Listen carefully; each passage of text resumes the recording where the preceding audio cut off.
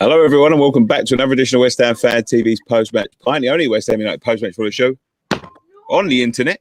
We've come back from the London Stadium yesterday. It was West Ham 4, Leicester 1. Where's Scott? Fucking, you tell me. Scott. Where is Scott? Dan, take us through the starting lineup, please.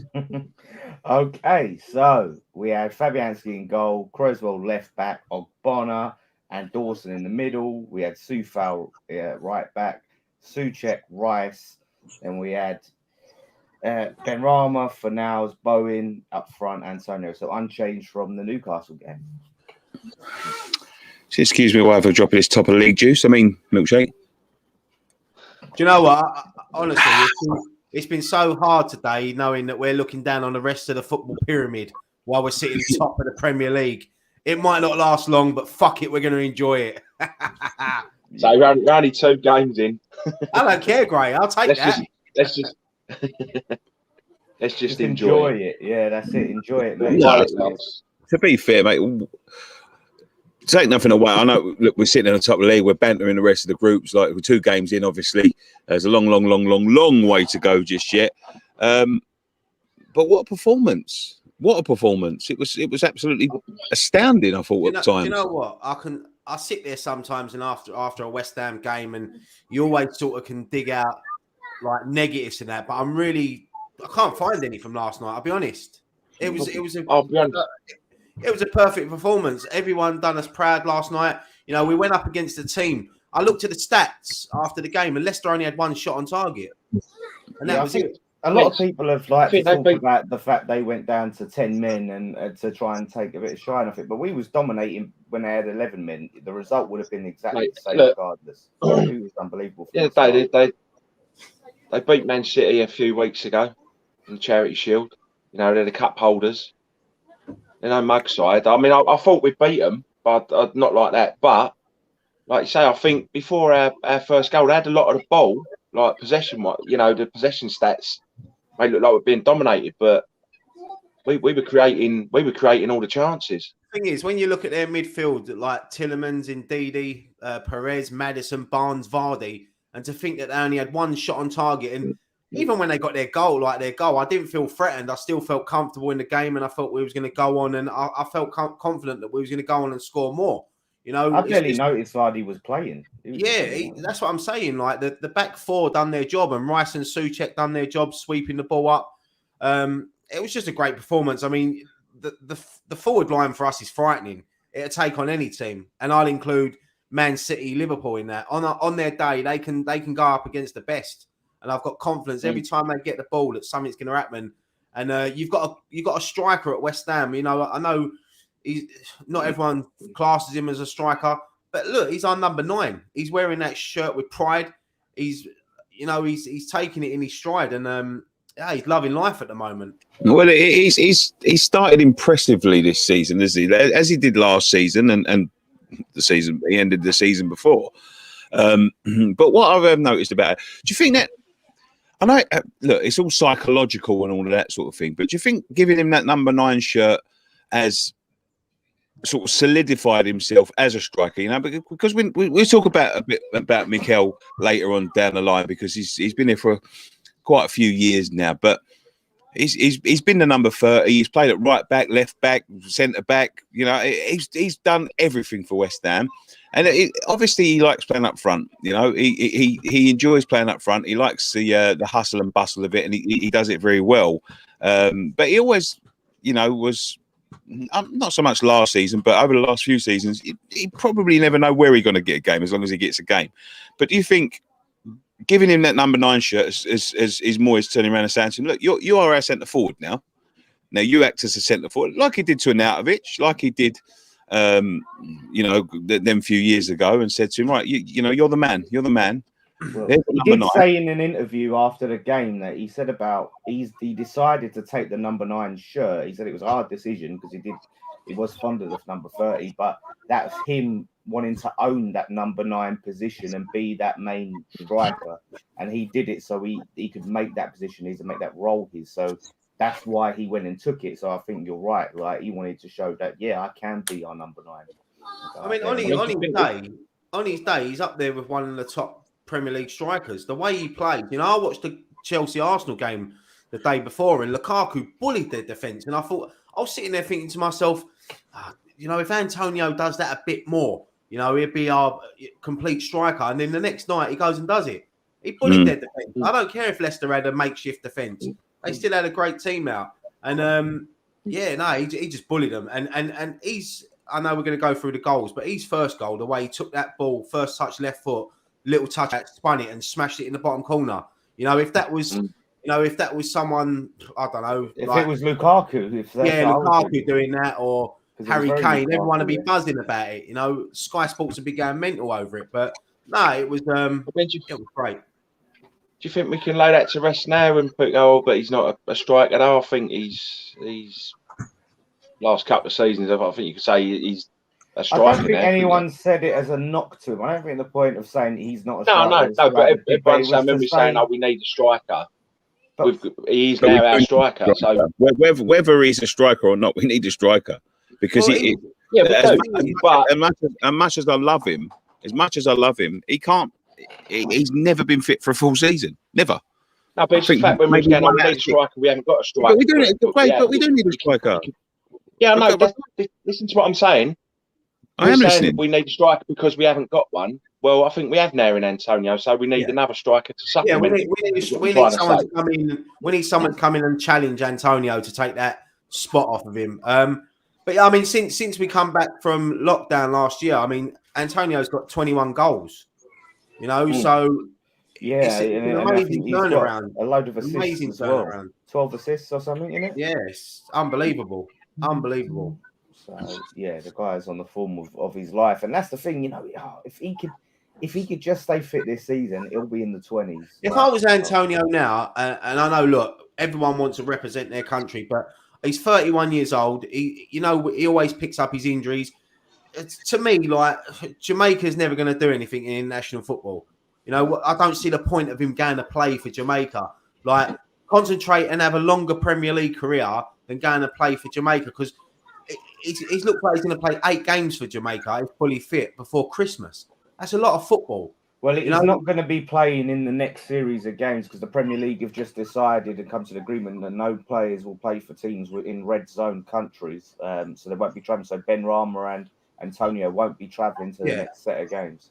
Okay, that's fair enough. But I just think that, some players, Alan Shearer done it. He was getting injuries in his early 30s, and he decided to retire from international football early. Scholes done it just to have a longer Premier League career, and we know Antonio does pick up an injury.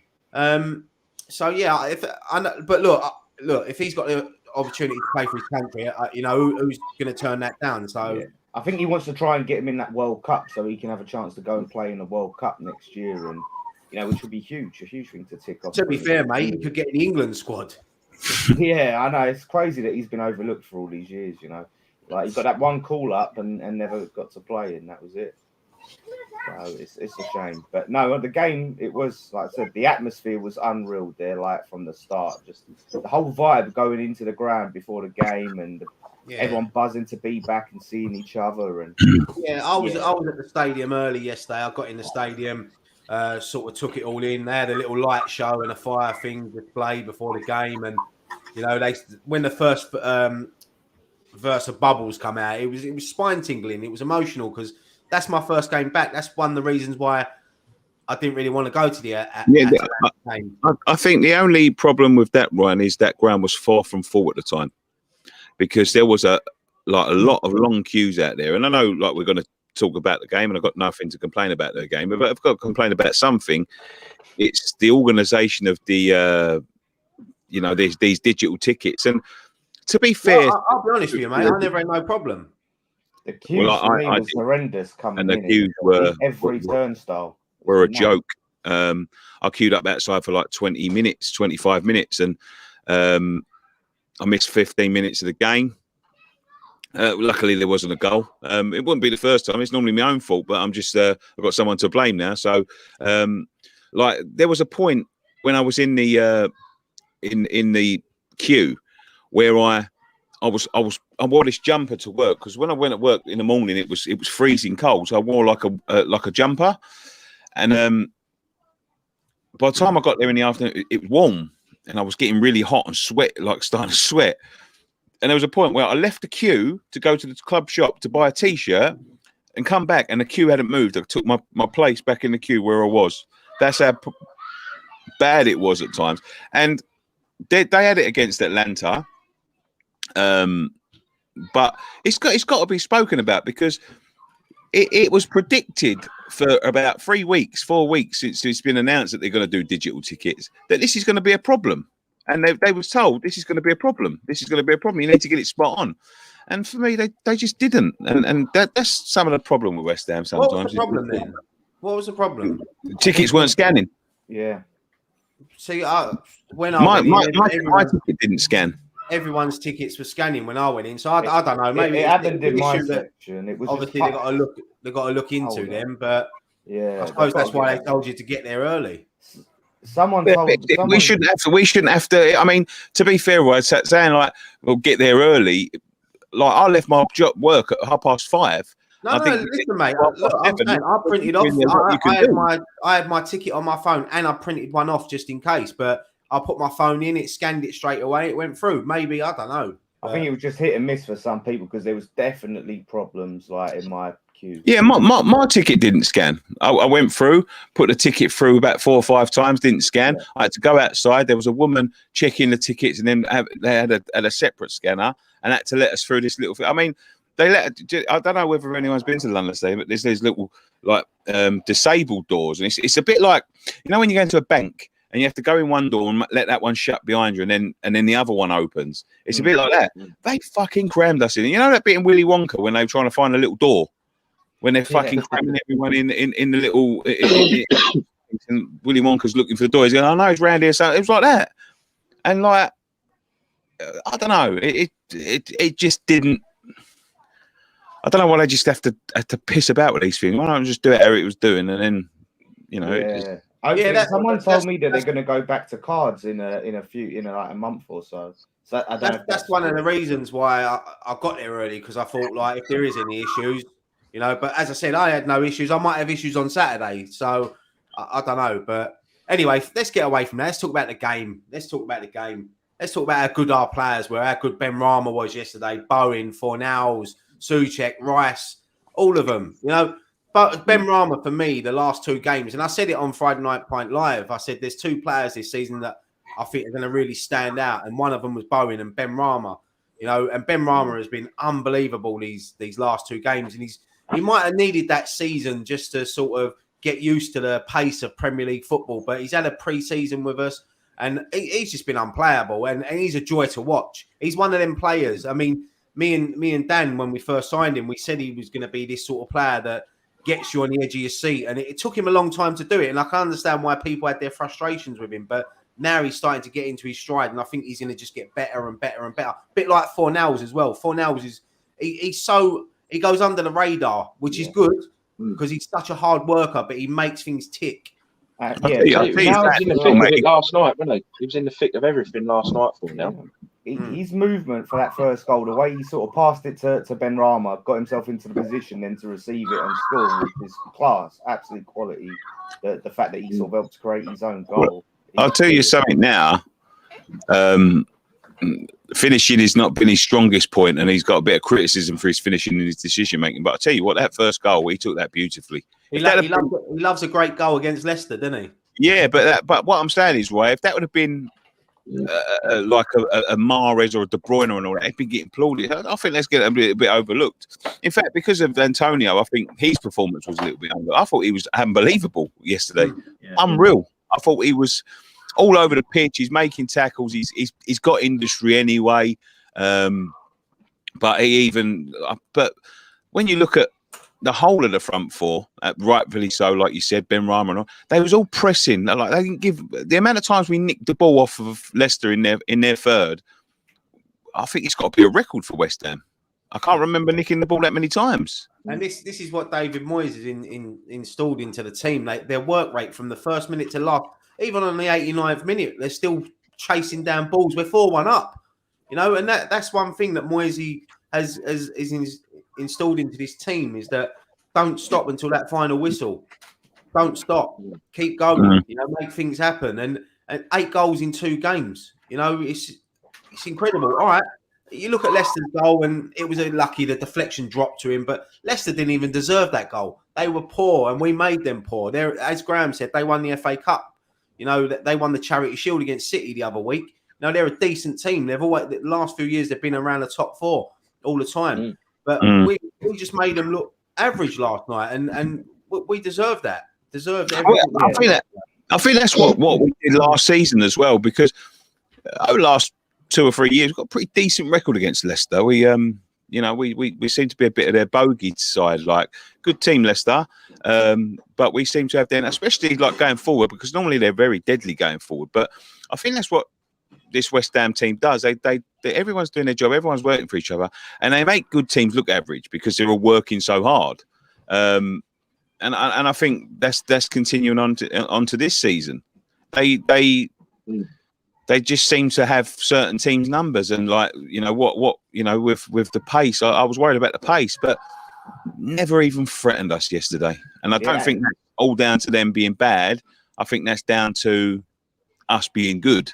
I think we got we didn't allow him to a lot of credit because Dawson was one. I mean, he come under a lot of criticism for his performance at Newcastle, and a lot of us was thinking, all right, drop Dawson for Diop. Diop's got more pace as well. But Dawson, I thought, was unbelievable. He was winning every header, clearing the danger. Like, he was absolutely solid yesterday, Dawson. I was really happy with him. Soufal, that's the first time I've seen Soufal in the flesh. Like, and listen, he's as good in real life as he is on the telly. He was unreal. He's one of the best right backs I've seen at West Ham for a very, very long time.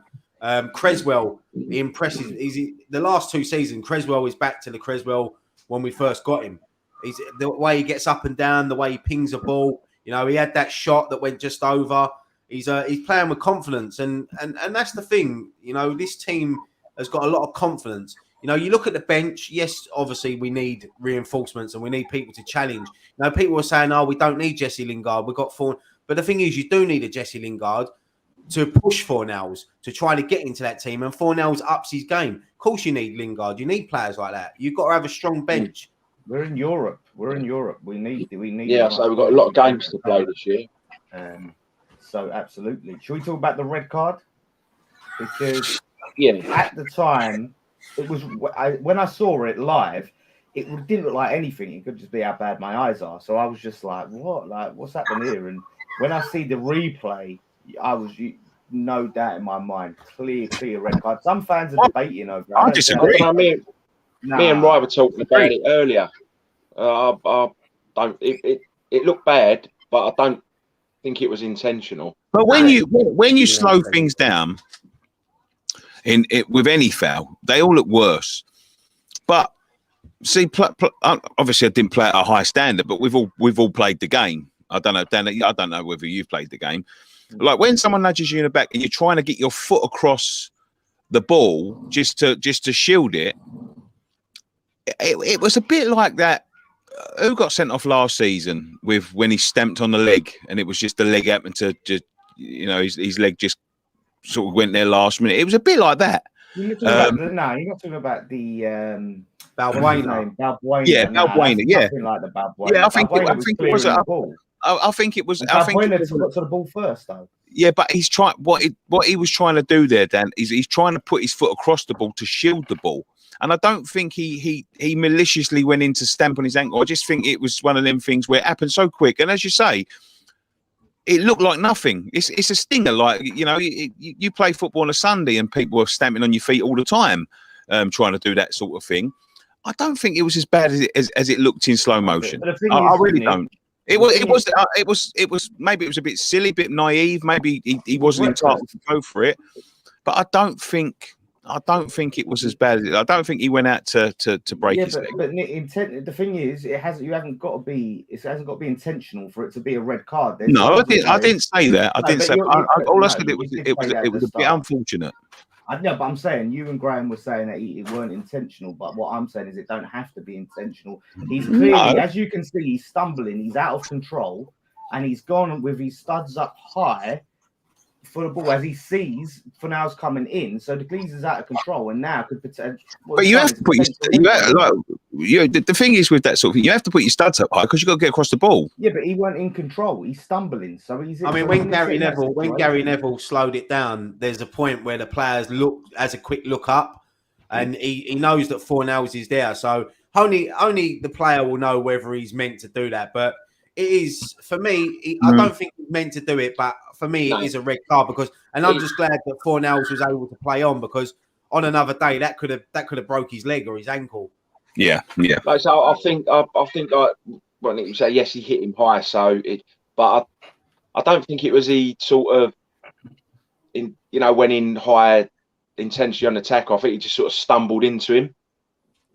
Yeah, I don't think it was like he got pushed, so that's what I think. He's stumbling, and then he's thought, shit, let me try and stop him from getting the ball. He hasn't tried to obviously done that to his leg. He's trying to get the ball before Fornals does. But the thing is, you can argue this till the cows come home. At the end of the day, give a red card, but by letter of law, it'll be a red card. And you got to remember, Premier League rules and Sunday League is so different. The Premier League's letter of the law now is so strict with this sort of thing because they're trying to protect. Well, Sunday League. I think some of the problems with the Premier League then is that they seem to change their mind. They go from one extreme to the next, season after season, and it's.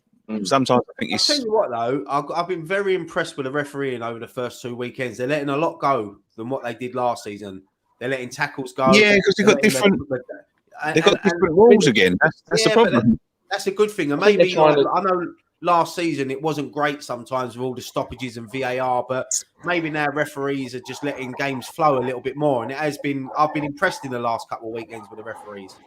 Yeah, do you know as well? I think they're trying to stop the diving as well, because it has been a big problem in the game for a lot of years now, and I think they're trying to sort of get players out of that mindset. If they know they're not going to gain an advantage from it, they might stop doing it. Yeah, exactly. They just got to make it. I agree. I agree with the refereeing. But what the Premier League need to stop doing is that. You think, what a brilliant season this is. They've let all this go, and next season they go, well, don't let as much go next season because you have to pull up and it'll go like that. That's the thing. It's a simple game made complicated by idiots, and I think that's I think they've seen football. I think they saw the Euros. I think they saw how the refereeing was for the Euros. For the most part, it was spot on, and there weren't no stupid VAR was used well. And I think they've learned from that. So hopefully they're learning from when it's done well, and they won't piss about with it if it's working. Hopefully. Yeah, I mean the second goal was a bit of a comedy, wasn't it? The defender's gone to play it back. Schmeichel's in no man's land. Antonio's there. He plays a lovely little ball in, and Ben Rama's there to finish. I was so pleased he scored as well, Ben Rama.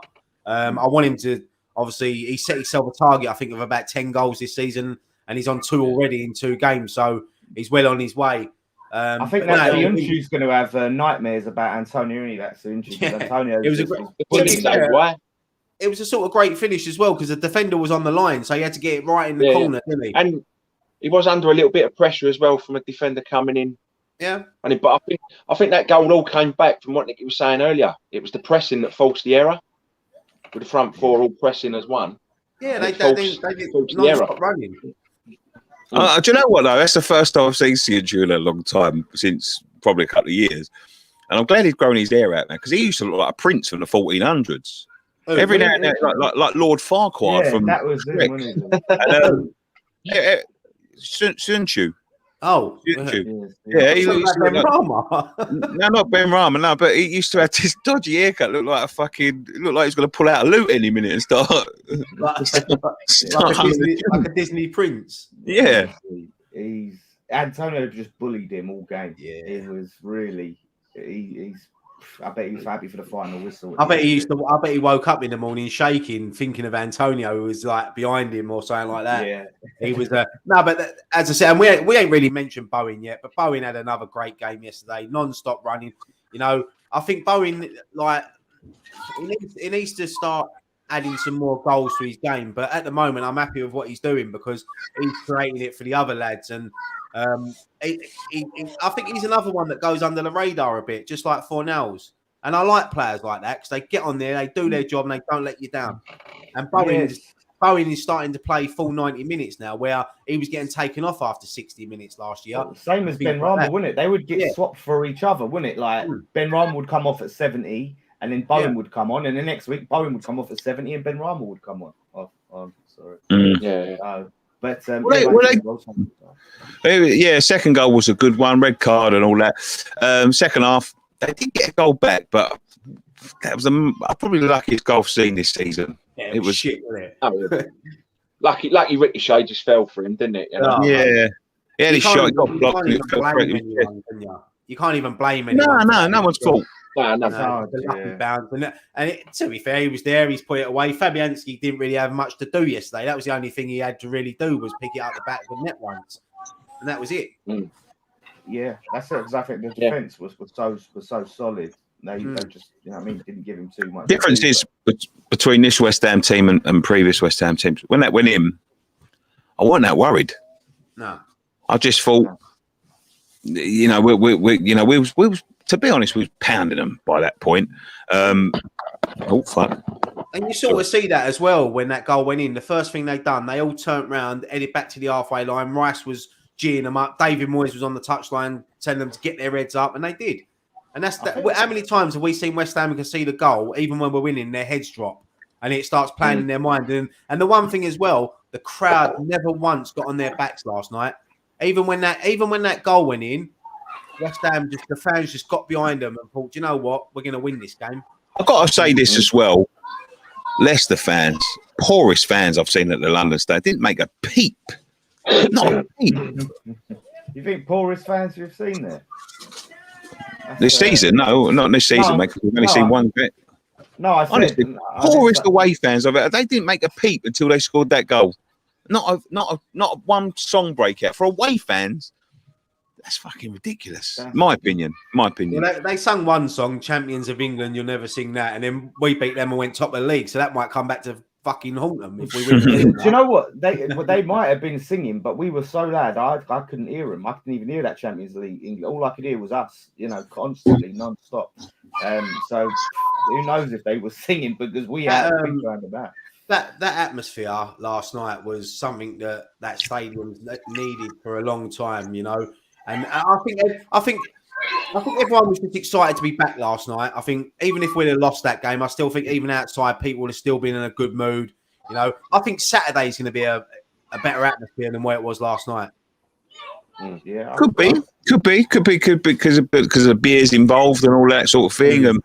And people haven't seen a lot of people. It might turn up with a lot of drunk people, and they might be hungover by the time they get in the stadium, and they might all just be quiet. But I think seeing how we played last season, us not getting to be there, I think fans are just excited to be able to see this team live in these performances, and they want. So that's why it is the excitement and the hype is there that we're coming to the ground, and we're just happy to see these players. Whereas before you'd come, wouldn't you, and just be like, West Ham, please just win, just do something. But just seeing them play, it's a thrill. So yeah, it was great. But the third goal, completely just killed the game, cemented it. They thought they might have had a little bit of hope of getting great finish and great work by Declan Rice, who was unbelievable again last night. Declan Rice, I'll never get bored talking about him. There were no signs for me yesterday that he's someone that wants out of the club. You see the celebrations and he was tapping his badge and, things like that. So it was a great ball in from him. And as we said earlier, great touch. First touch from Antonio. Turner defender on a sixpence and bang, Schmeichel's crying. I hate that little fucker. He's so jammy, isn't he? He saves everything. I don't think he can be jammy that many times. Antonio had that header right at it. Right. No, it's just like he's like his old man. Everything just goes at him. Yeah. He's a great goalkeeper. Don't get me wrong. Yeah, it's just because he's putting himself in the right positions. That's the thing. I don't think you can say about his old man. His old man's one of the best keepers we've seen in the Premier League, I think. But look, third goal killed the game off, and then it was party atmosphere, wasn't it? And then the fourth. That fault was class, mate. Yeah. Oh, mate, that touch, the first touch, Was you think the first touch for his first goal was good? Hang on, before we move on to the fourth goal, can we talk about the celebration with Antonio with a cardboard cutout? Yeah, out. He did. Randolph, he bought it. He gave it to Randolph to sort of keep aside. And then give he hid it behind the thing, and he whispered in Randolph. He was like, "When I score, bring this out because I'm going to celebrate with it." And he was basically doing the dirty dancing routine, but he kept saying it was the film called Save the Last Dance. He got the fucking films wrong. Yeah. Mate, his interview afterwards was brilliant. Absolutely brilliant. It's so refreshing when you see a player like that, and I think they said it last night on Sky, and I'm the same. I don't see any rival fans ever slating him.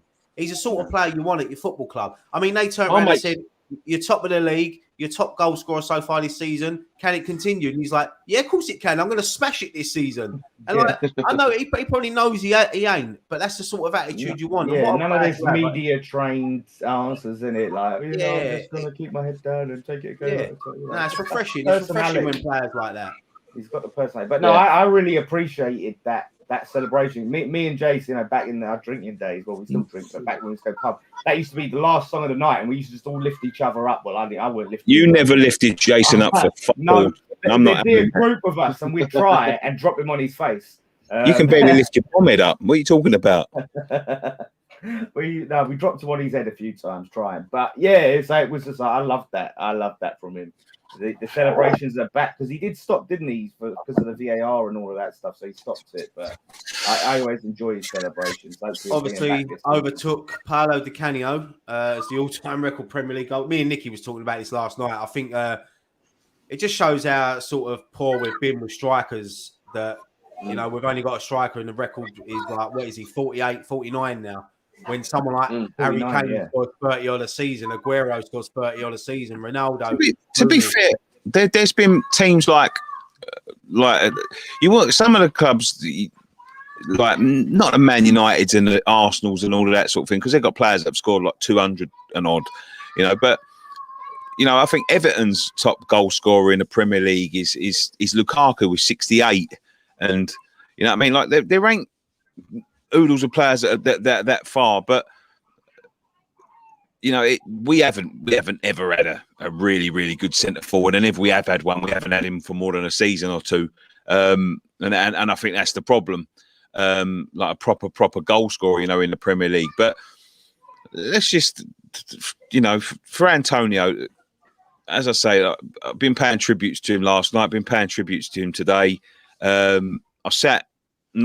I didn't sit here because obviously we was in a studio back then, but we sat in a studio one time and he hadn't scored for about 10 games, couldn't get in a team. And I just said, he's going to be shifted on. He's not good enough and all of that sort of thing. And his first, I doubt he'll ever forget his first goal because he fell on the floor and a Southampton player smashed it at his bonds and it looped over the goalkeeper. But since then, and there has been times when he's dropped form and with certain managers and you sort of thought his time was coming to an end, but every time he proves everyone wrong, and he's such a important player. He's probably, along with Declan, he's probably our most important player. Where do you then put him? Do you put him, because this is a bit of a debate as well, do you class him as a legend or a cult hero? He's got to be a legend. I think he will be when he retires. He's a Premier League legend. He's been with us for a long time. I think he'll be with us for 10 years. He's going to score. He might get close to 70 goals, 80 goals by the time he retires. You don't know what sort of seasons he's going to have. When I look back at Antonio, I agree. I think he's going to be in a legend status. You don't always have to win trophies to be a legend, because Di Canio didn't win nothing. Julian Dixon. How many people have not won trophies? But I look at moments since he's been at the club, and he scored in the last game at the Boleyn, the first goal against Tottenham at the London Stadium. He's etched himself in so many history books. Premier League, the history books go back a long time. First goal scorer at the London Stadium in the Premier League as well. Yeah, but there's so many different things that he's done, and I think when all's said and done, I think with a legend, will we remember Mikel Antonio in 20 years? And because of what he's done, I say, yeah, we will. We will remember him. We'll definitely go after it. I think the fact that he had to play a good portion of his career at right back as well, and has still become our top goal scorer. I think that's a real credit to him. The geezer's been moved all around the pitch, and that was a real tough period in his career. He's done it without complaining there. He's just got on with it. He got on with it. I mean, I still, I love Slaven Bilic. That's still one of the things I can't quite get over, the fact that he did that and he tried to make him a right back. The thing is with him, he always just wanted to play football, and he's got that rise to stardom sort of story behind him as well. A bit like Vardy, started at non-league. I said this last night to my mate Nick. I said, he reminds me so much of Ian Wright. The way he's humble, his background, the way he started in Sunday League football, he's worked his way, started late, worked his way up. And as you said, Jamie Vardy as well. And these are the sort of players that appreciate playing football and being on that pitch and playing in front of the fans. And they're the sort of players you want at your club. And to be fair, right, before he got to us, he was a bit of a journeyman. Yeah, he was Wednesday, Southampton. Nottingham Forest, yeah, another side he was with before that, and I think another side before that even. He was a bit of a journeyman in his early career, like a lot of the lower league players are. But he got his chance in the Premier League, and he's absolutely took it, and he's never looked back really. And look, the way you measure our legends compared to sort of Man United and all that, you know what I mean? We ain't got the trophies and all of that sort of thing, but I think when you think about a legend, will he be someone that's remembered by fans in 30, 40 years' time? And you've got to say yes, because he's unless we sign a centre forward that scores 300, 400 goals in the Premier League, which I doubt is going to happen, he's still going to be talked about in that time. So, yeah, I think he is. I think he is. I think it's an overused word at times. I really do. But I think he will go down, and I think he'll go down in. I agree. It's like when people call Tevez a legend. I don't think Tevez is a legend.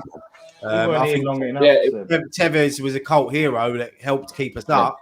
But Antonio's been there for what, 8 years now? And 2015. Yeah, there's so many moments that you can pick out from Antonio. You know, and even when you look at his celebrations, you know, memories, you know, he's just, and we're still hopefully got another good 3, maybe 4 years out of him. Yeah. Fingers crossed. Yeah, no, absolutely lovely. So... I can see a few people in the chat talking about transfers, and we're going to get onto that. Let's just finish the game, and I think I don't want to distract from the fact that of Mikel Antonio. I think he deserves his praise. He's had to take criticism, so let him have his praise. Yeah, top bloke. But we talked about the fourth goal, didn't we? And then it was just a party atmosphere from that point. I didn't want the game to end. It was just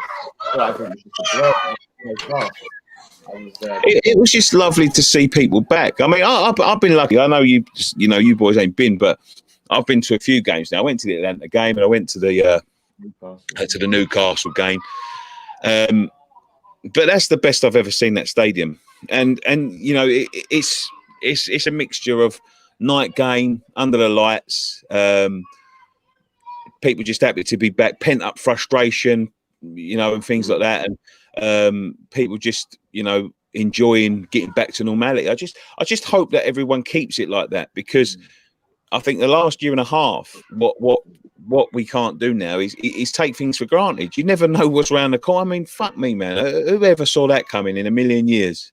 You know what I mean? Yeah. Like, the whole country's locked down, people not knowing, people dying and all of that sort of thing. Like, whoever saw that coming? It's ridiculous. And I hope this gives football, and it seems to have done it temporarily, but I hope it prolongs it and, you know, makes fans appreciate, you know, the simple things like game football. You know, don't take it for granted, because you never know when it might be ripped away from you again. I think Moyes said it right, you know, when he said now the team, you know, was finally giving the fans something to sing about, because some of the teams and some of the performances that we've had to watch at this ground over the years, it hasn't given us much to cheer about. But now we've really got a team that the fans can really, you know, really celebrate, really sing. Yeah, that's all we've ever wanted, is a team to be proud of, to turn up and watch, to give it 110% week in, week out. You know, and we've got that now. We've got a manager now that seems to care about the football club, care about the fans, but most importantly, he cares about his team, and he makes them feel loved, and that's all we want. And if GSB would have done this 5-6 years ago, it might be different now, but it's not. But this is not about GSB. This is about David Moyes, his backroom staff, and all the players. They deserve all the credit. All the credit. They do, because like a lot of people, I see a comment on one of my videos. I think it was the morning after video, saying like, I've used my time on YouTube to, be negative, and I've got to get behind it. I've never not been behind a team, and I want everyone to understand that I've never not been behind a team, and nor has anyone on this channel. But being a fan, being unaffiliated to the club, we get to say things on this channel which are our opinions, and it doesn't mean they're right, and it doesn't mean they're wrong, but we get to say our opinion. And have I kept, have I spent my time on YouTube saying negative things? Yeah, because if you look over the time that we've done it, apart from the last season at the Bowling, it's mainly been negative, and even still to this day, like, we had a fantastic season last year, and Ryan take the piss out of me because I said to him, I've had a lovely season and all of this sort of thing, and I was smiling and all that. Time. I'd really enjoyed the season, and I'm enjoying this season, but it still can't escape from the fact that, one, they've left this so late, because when you look at our first 11 matches, anyone, we're 3 or 4 injuries away from, that bench is, we've got 2 right backs on the bench and a goalkeeper, the bench is half decent. Two centre backs. You know what I mean? It's all right. It's okay. You know what I mean? But there's no one there that you really think is going to change the game. Yeah, there's no game changers on there. No, there's no game changers there. And we've got Yarmolenko's okay if he don't have to move. Lanzini can obviously do a job. And then you're looking at 2 right backs, 2 centre backs, a goalkeeper. It's just, to be honest with you, I think it's quite criminal the way that we've left it. Well, I know we had that argument, and I know that there's players, that are being looked at this week, but we're down to the last minutes now, aren't we? This is the final count. It's a done deal. There's a lot of talk about Zouma. It looks like it's being done. Fabrizio come out and said that it's very, very close, and I think that's a good move. I really do. I think he's a decent defender. I'm not. Listen, I don't get into wages because people spout this, that, and the other. I don't really know. I want to know as a player. I want him at the club. If Moyes wants him, I want him. David Moyes has sort of got this reputation, isn't he, of leaving things late and wanting to get in the players he wants. So it's a week today until the transfer window shuts. It looks like it's starting to pick up a bit now with West Ham. So if we can, I said last night, if we can get Zouma in, Lingard, and a striker in on loan or whoever that wants to come in, then I think I'll be happy with that until January. If Jim White if Sullivan's fed him this information, right, like he does, and like Jim White says, and has said to Jim White, we've got a £45 million budget. How are we spending 25 million on Zouma and then going to spend the same on Lingard? Unless we get Lingard for 20 and then we just get loans. It's a tough one. It's very tight. We're spending a lot of money. And I agree. I think that's a very good signing. I am interested in knowing about the wages, just because I think it could damage our wage structure. The geezer was on. I do like. Yeah, I do like Zouma. But I listened to TalkSport today, and I've got to disagree with someone. I'm not going to go off on them or anything like that, but you don't expect people to know your club as well as you know your club. But they were saying like it's a step down, but it's a step down to come to. Is it? He's not really playing for Chelsea. Yeah, they're the European champions, but if you're sitting on the bench, same as Lingard, if you're sitting on the bench for one of these top sides, what's the point? You might as well go somewhere and play. Does he justify the wages? No, I don't like. Well, he can only prove that on the pitch. He can only prove that on the pitch. Yeah, you are right there. Right. He can only prove that on the pitch. So only time will tell whether he justifies the wages. But I'm not into them players that, and this is my my first, and hopefully I'm totally wrong. But he's sitting on 50 grand-ish at Chelsea. He's coming to West Ham and he's saying because he's coming from Chelsea, he wants to be the highest paid player and all of that sort of thing. And I'm not into that sort of thing. You proved that, you know what I mean? Obviously you're not going to go anywhere for a pay cut, but he could have took 60, 70 grand and said, I'll tell you what, if my performances are good enough, I want to review in a year and up it a little bit. I'm not into these people that come in and say, "Oh, I was at Chelsea this and I was at Chelsea that." They're sitting on the bench. They're bench warmers. You know what I mean? Like you can replace them with a fucking cushion at Chelsea. You know what I mean? It'd be the same. Come in and prove yourself. But that being said, that's for the players to discuss and all of that sort of thing. But what do you have with Antonio on then? Like if you bring in Zouma, who's never kicked the ball for West Ham, and you give him a triple rise, then I'm talking about just in terms of our wage structure, stuff like that can upset your wage structure, because then you look at people like Ben Rama, like Antonio, like Fornals, all these other players that have been doing it and have been putting in the work and have been having great performances. Sousal's been trying to get a good deal. What happens with them? They look and go, well, we want some. The thing is, as well, Dan, to come in and go, oh, I was at Chelsea on behind Sterling. Declan Rice just played in the Euro final. Played in the final. Yeah.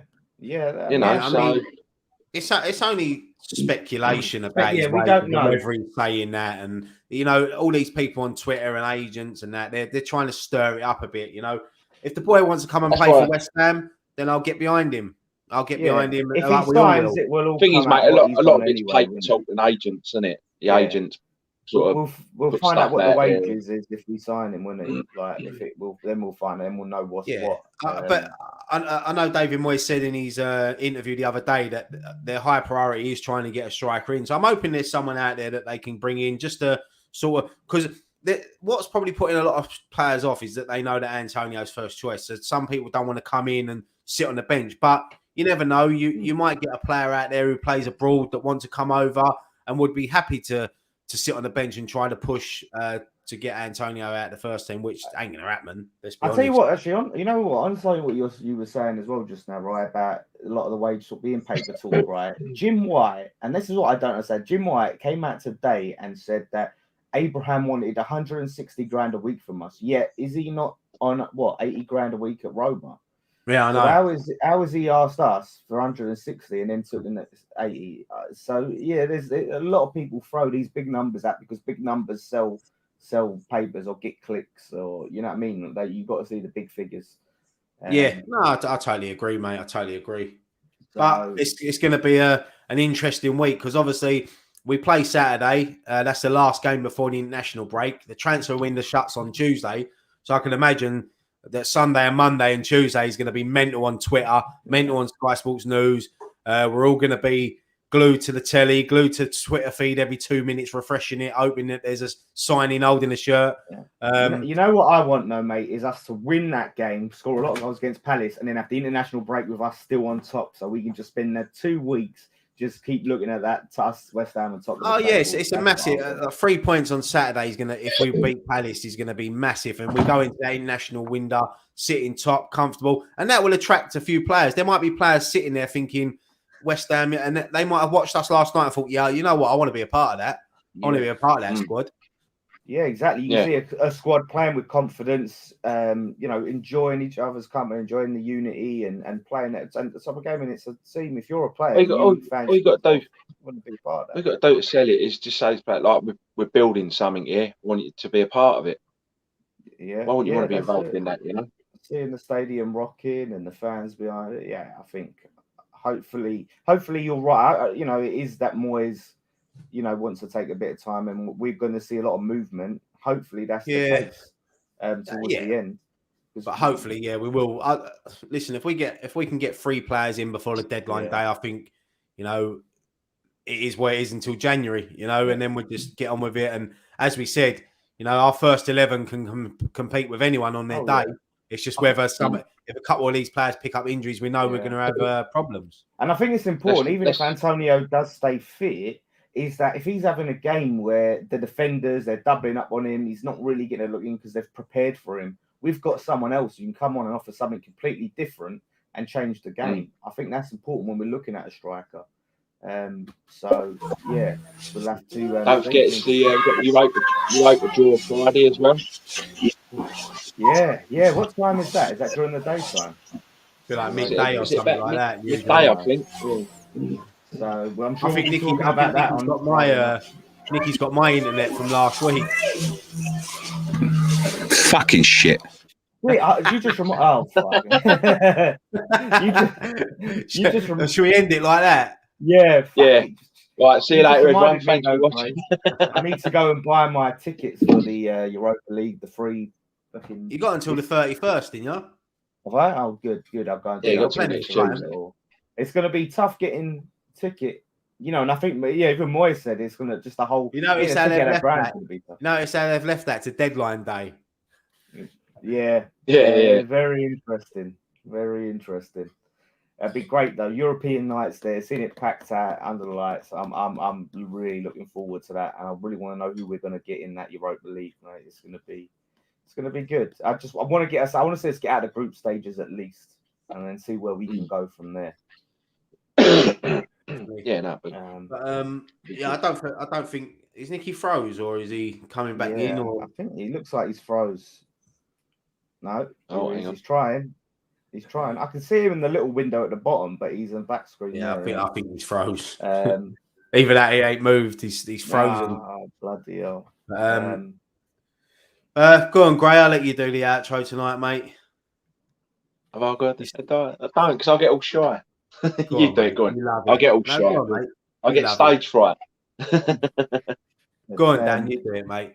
Well, thank you guys, everyone, for watching this very happy edition of Post-Match Pint. The show is back. We're going to be hoping to film some of these back together again soon. Hopefully for the Palace game, we'll all be in the same room, round a table, like old Post-Match Pint days. We should. I think we are doing it on Saturday.